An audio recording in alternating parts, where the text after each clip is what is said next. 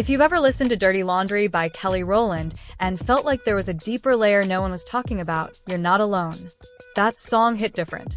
It wasn't just about fame or feeling overlooked next to Beyoncé. It felt personal, like Kelly was bleeding through the lyrics. For the longest time, everyone assumed the man she was talking about, the one who allegedly hurt her, was her ex-fiancé, Roy Williams. But now Roy just came out and said, point blank, it wasn't him. And not only did he deny ever laying a hand on Kelly, but he also hinted at something much deeper, something involving another ex, someone big, someone powerful. And the internet thinks that man is Jay-Z. Yeah, you heard that right. See, this story didn't just pop up out of nowhere. People have been connecting the dots for years, but now that Roy has publicly cleared his name, the whispers are getting louder. Roy said he's tired of being the villain in a story he didn't write, and once he spoke up, everything started making more sense. Suddenly, fans weren't looking at Roy anymore. They started looking at the bigger picture. And when you zoom out, one name keeps coming into focus: Jay-Z. Now, before you roll your eyes, let's break this down. Back in the early 2000s, Destiny's Child was everywhere. Beyoncé, Kelly, and Michelle were the faces of pop and R&B, and Jay-Z was right there in the mix. He was the older, successful mogul with deep ties to the industry. He mentored them, worked closely with them, and was around a lot, especially with Kelly. At the time, both Beyoncé and Kelly were teenagers. Jay was in his late 20s. And while the world was focused on Bey and Jay's eventual romance, some folks have long speculated that Kelly and Jay had something going on first. Fast forward to Dirty Laundry. That song came out years after Destiny's Child disbanded.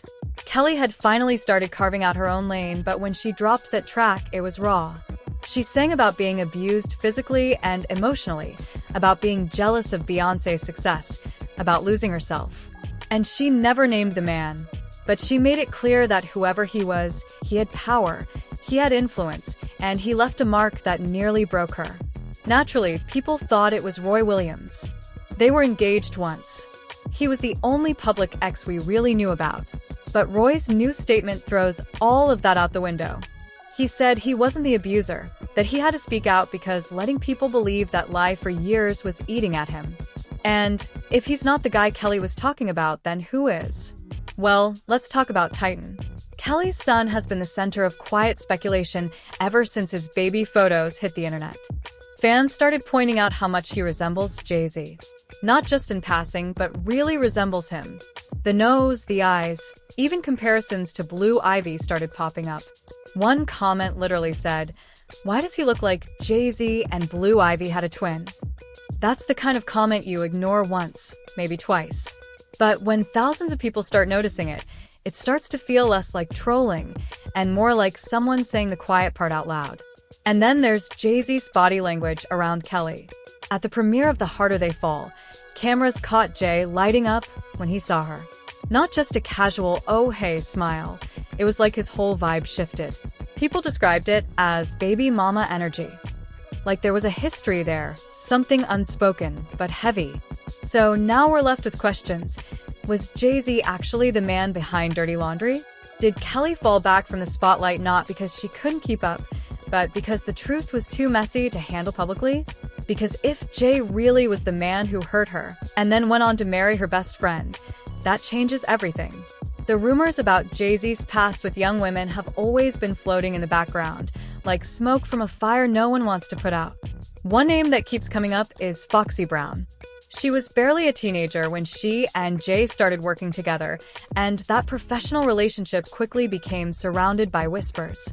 Industry insiders and longtime fans have long speculated that Jay and Foxy were way more than just label mates.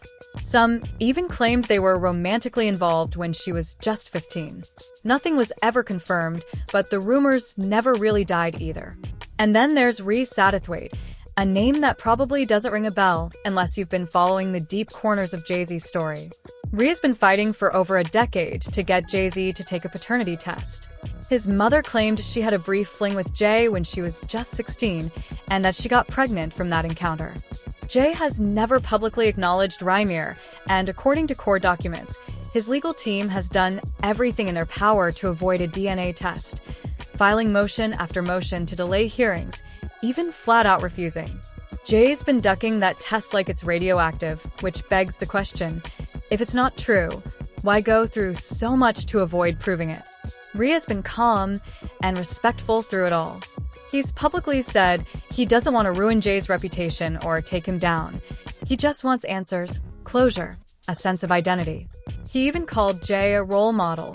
But that part is what makes the whole situation feel even heavier, because if it is true, then it means Jay-Z's history with underage girls isn't just rumor, it's a pattern.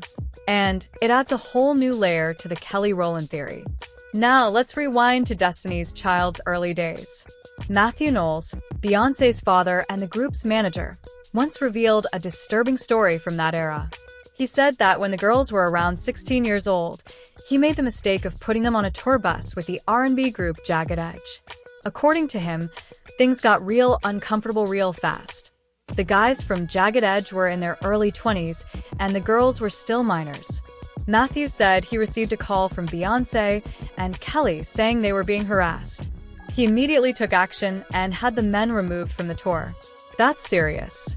And while Matthew didn't mention Jay-Z in that context, it paints a clear picture of what the environment was like. These girls were young, surrounded by older men with fame, money, and power. The lines between mentorship, friendship, and something darker were easy to blur, especially when the whole industry turned a blind eye. If Jay-Z was around Kelly during that time, and all signs point to him being in that tight Destiny's Child circle, then the possibility of something more happening behind the scenes doesn't sound far-fetched. Especially when Kelly herself has hinted at being in the shadow of someone who wasn't just her best friend, but her emotional rival. Losing your spotlight is one thing. Losing your heart to someone who then ends up with your best friend?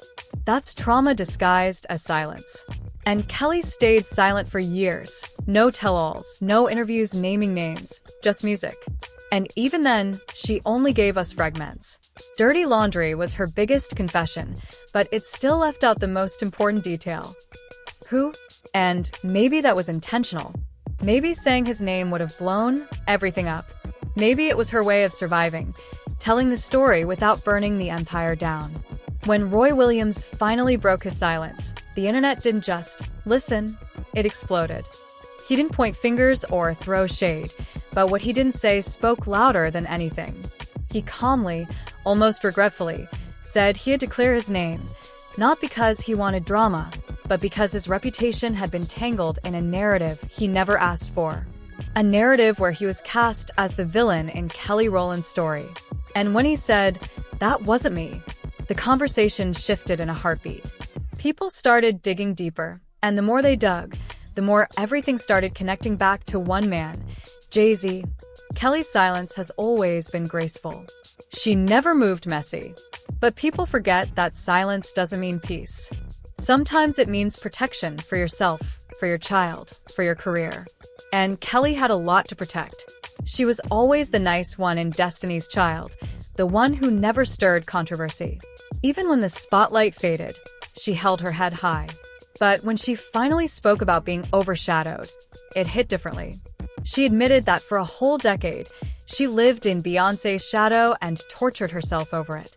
That's not something you casually drop, that's a wound. What if that shadow wasn't just about fame? What if it was personal? Imagine watching your ex become the father of your best friend's children. Watching them build an empire while you're left with nothing but memories and the urge to forget. That's not just a love triangle, that's emotional warfare. And the kind that doesn't leave bruises, it leaves lifelong silence. Then came the moment that made everyone's jaw drop. The resemblance between Kelly's son, Titan, and Jay-Z. People don't just make those comparisons for fun. Side-by-side photos started circulating. The eyebrows, the nose, even the smirk. Fans couldn't unsee it. And the wild part? No one close to the situation ever addressed it. No denial. No clarification. Just air. And in the court of public opinion, silence isn't just suspicious. It's confirmation in disguise. And if that wasn't enough, there was Jay-Z's body language every time Kelly walked into the room. It wasn't Beyoncé's best friend energy. It wasn't platonic. It was too warm, too familiar. The kind of energy that doesn't lie, even when words do. At the Harder They Fall premiere, cameras caught it, that spark, that flicker of something unspoken. It didn't go unnoticed. People whispered.